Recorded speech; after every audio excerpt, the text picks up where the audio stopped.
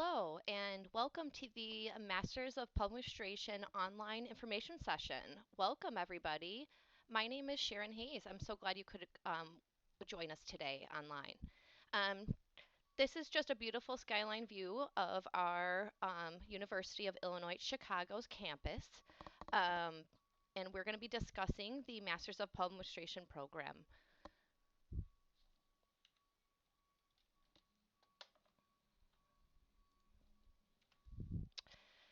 So the Department of Administration here in the College of Urban Planning and Public Affairs at the University of Illinois Chicago has a program staff of four.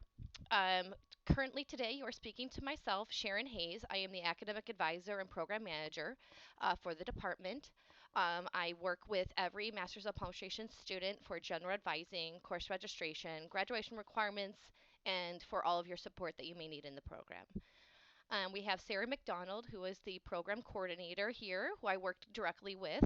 Sarah is a great partner with me, so when I'm not in the office, she's able to kind of help you as well. But her responsibilities are being our webmaster, missions, marketing, and my right hand. We have next Dr. Yohong Wu, who is an associate professor here, and he is the director of graduate studies for the MPA program. So incoming students who decide to come to UIC and are admitted will be utilizing Dr. Yohong Wu as their faculty advisor. I will go a bit of advising later, but we kind of have a co-advising structure here where I'm your general advisor, and then you have a faculty professional advisor, kind of a career planner for you as well to help you throughout the program. And then lastly, we have got Dr. Jared Carr, who is the department head and full professor here at the Department of Public Administration.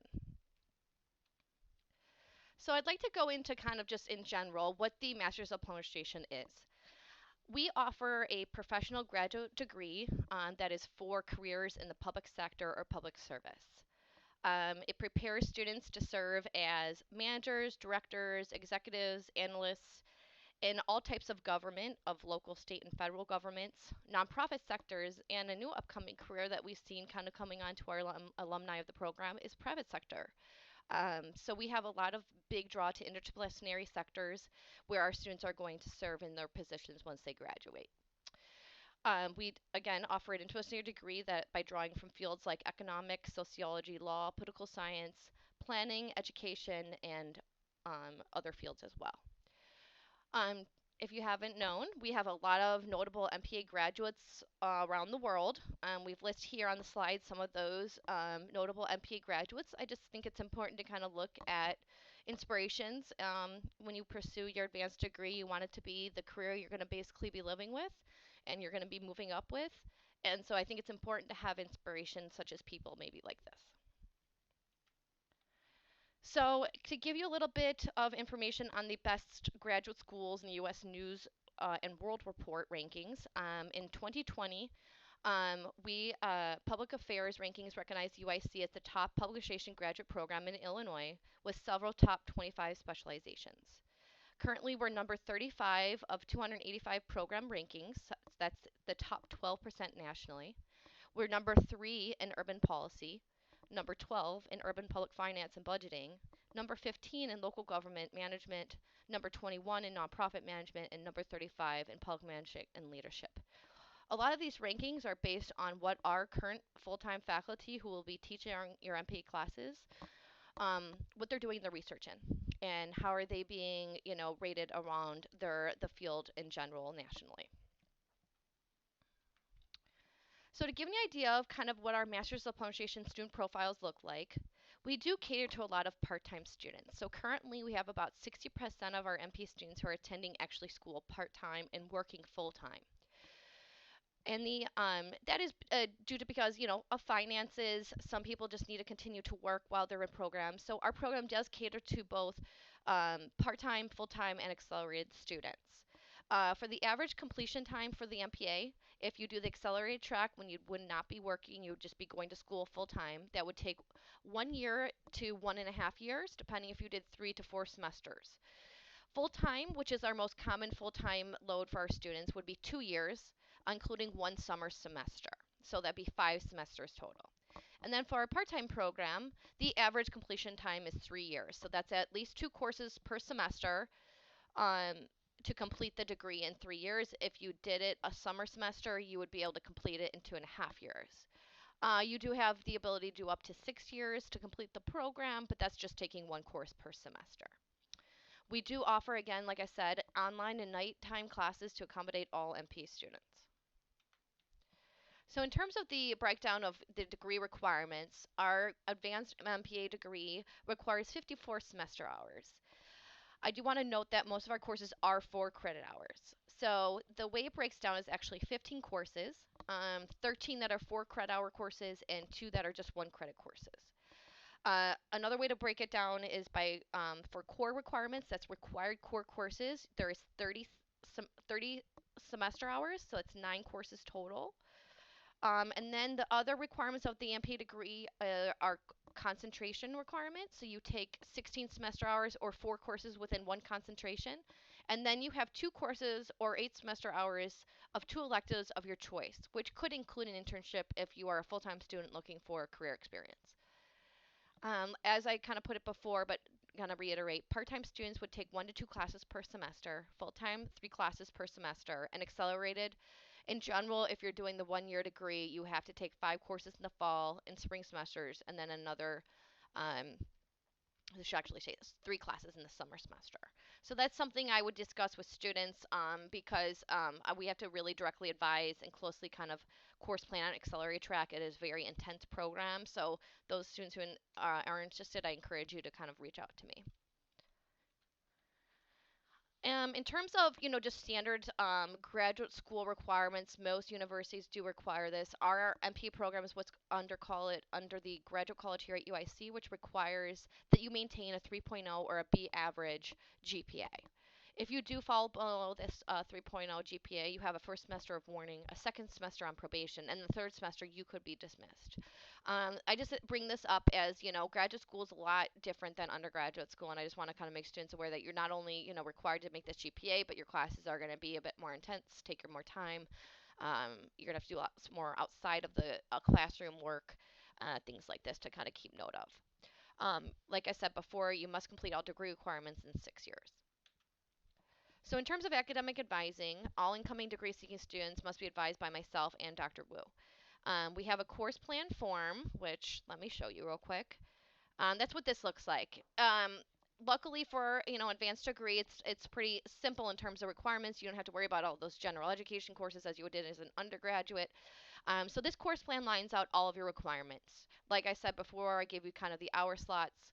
Um, in this course plan, we're actually missing a concentration elective, so my apologies about that. But every course on here is required that has a number, and then you get to choose almost essentially half of the program is actually elective credits that you get to kind of customize for yourself and your interests.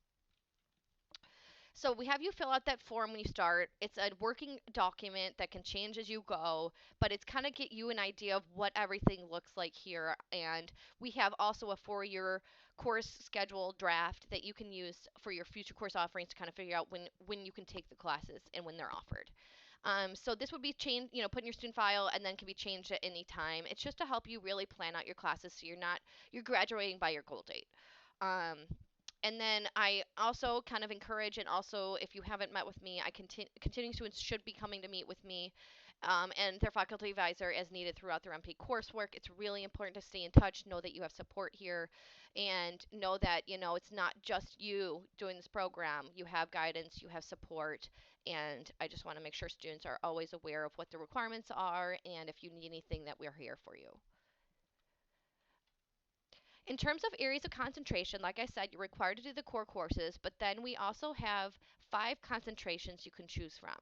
We have public management, which is our biggest track. We've got different tracks, I should say, underneath public management.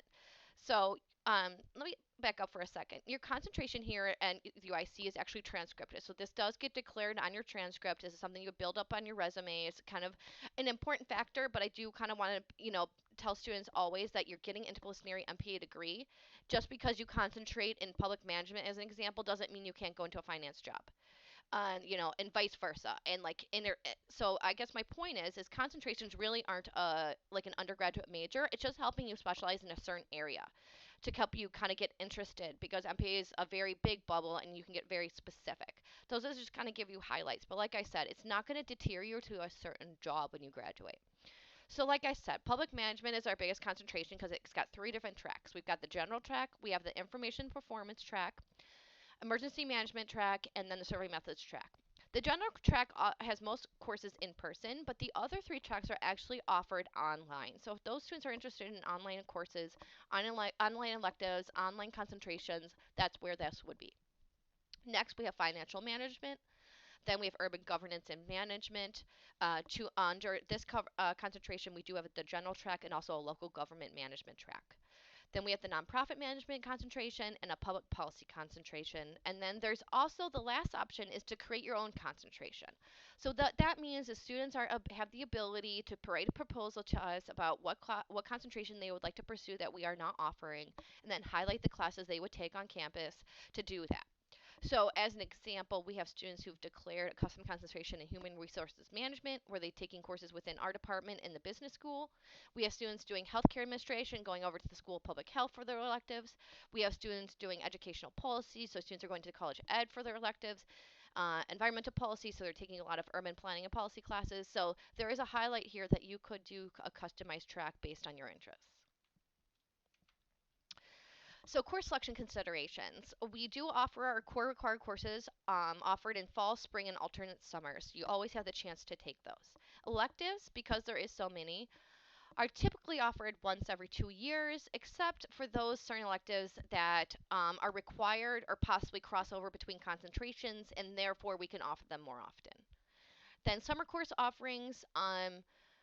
Is an option as well. It's a much shortened schedule than the fall and spring, but this would help you kind of graduate quicker. And just to kind of highlight that, we have fall and spring 16-week semesters. The summer is an accelerated track, so it's only 8 weeks. So instead of classes meeting once a week for 3 hours in the fall and spring, the summer semester meets 2 nights a week for 8 weeks.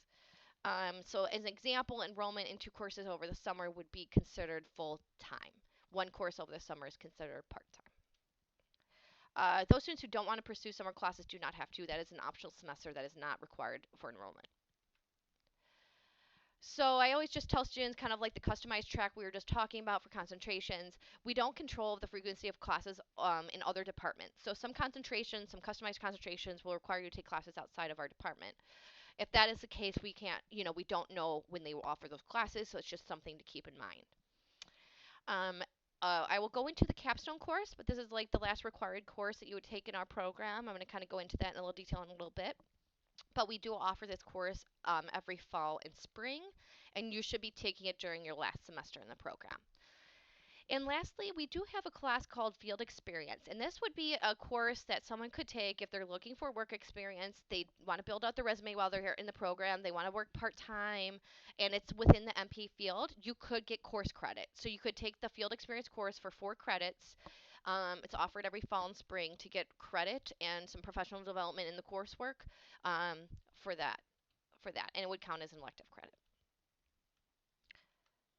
So to tell you a little bit about capstone, so I didn't tell you before, but our MP degree is NASPA accredited. I always bring that up because to be under NASPA accreditation, you have to maintain standards. You're reviewed annually, and if there's any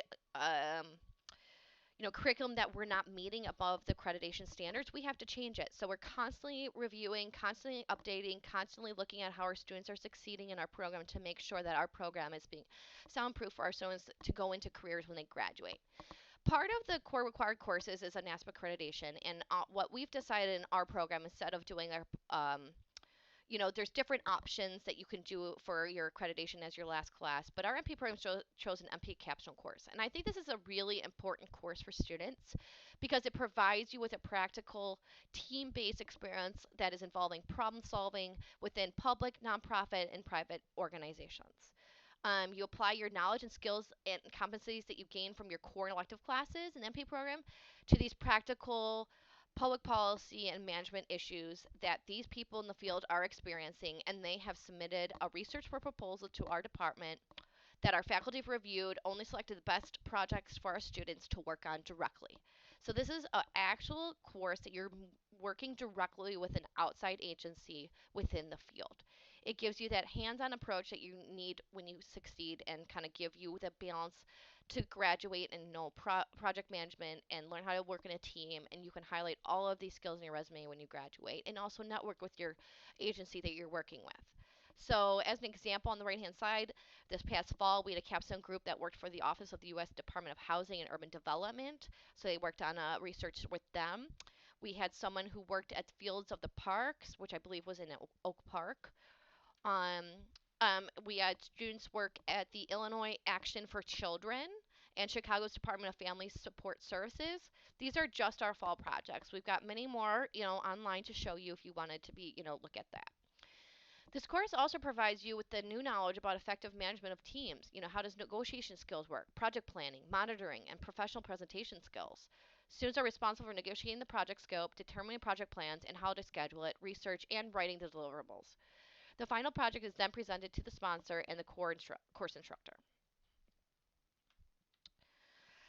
That was just a really good class I want to highlight. I think it's a really important, and it's been really successful for our students even to get placed into careers with the agency they worked with.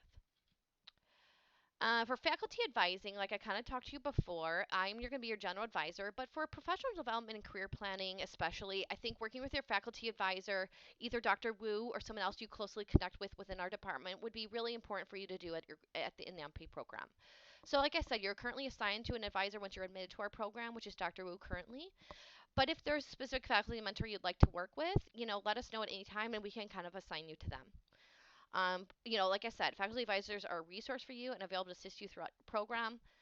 You can learn more about their research on our website under their profiles pages. They will help advise you like I do, discuss a curriculum like I do, but they will really help you in terms of the careers in the field, job and goal aspirations, maybe you have an idea of what kind of job you want to do it, and they'll line, what coursework would help prepare you for that job. They help you with networking, people they know in the field. They can be there for issues that arise, like myself as well. And anything we can provide you, to help you while you're in the program, we're here for you. This slide just gives you an example of where our alumni have gone to work. These are job titles, um, in possible places, like where that job title is at and what location. I have a huge database. Part of our NESPA accreditation requires us to track our alumni and where they get placed and where. And so I'm constantly researching where our alumni are placed. If anyone's interested in learning more about our alumni careers and where our students are working, I'd be happy to share that with you. In terms of resources within our college, I want to highlight that we have a brand new student lounge in the basement of our Cuppa Hall for our students. It's a huge lower level amenities that include electronic lockers, a kitchenette with microwave and refrigerator, sinks. We've got 2 conference rooms where you can do practice runs of presentations and work within groups. You can reserve or just go in the space if it's not reserved.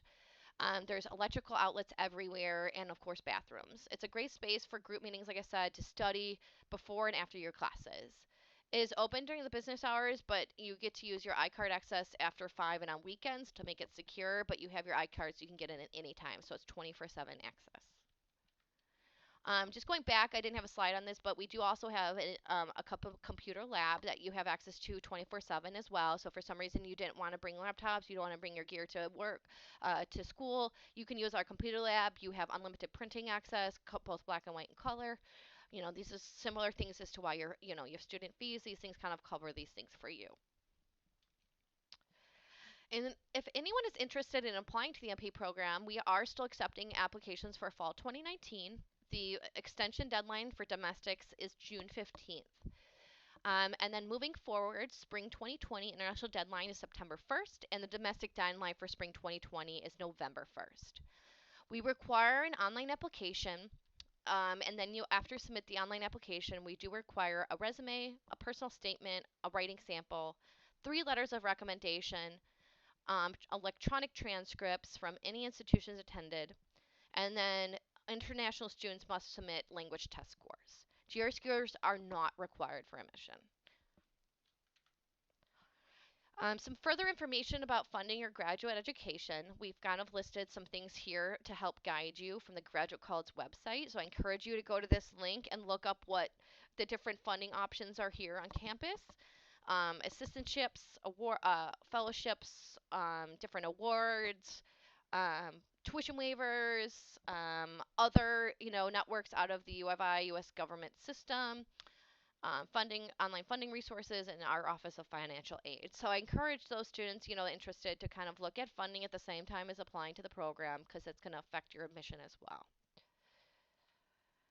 I wanted to also highlight that pending Board of Trustees approval this August, we are offering new graduate programs starting spring 2020.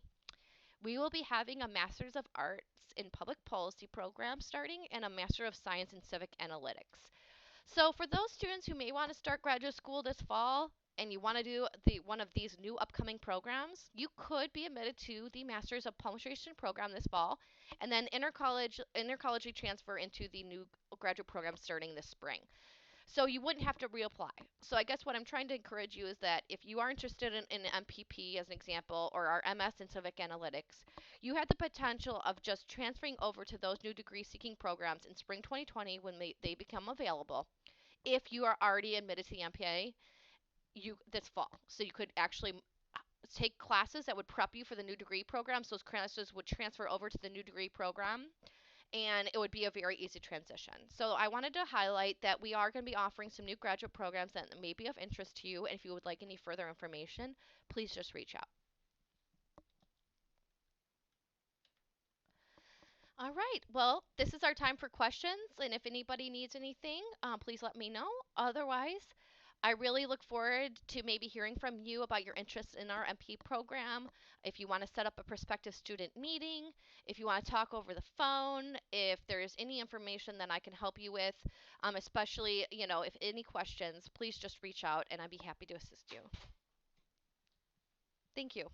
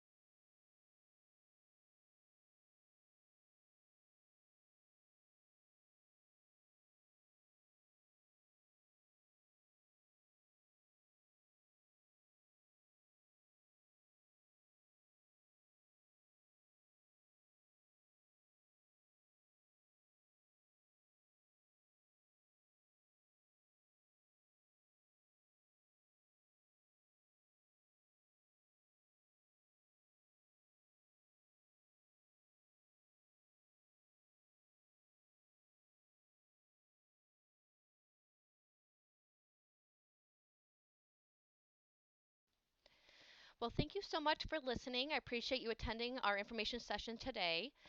Please do reach out if you need me. My email is just easy, 4 letters, shar at uic.edu, and my direct phone number is 312 996 2160. Thank you so much and have a great day.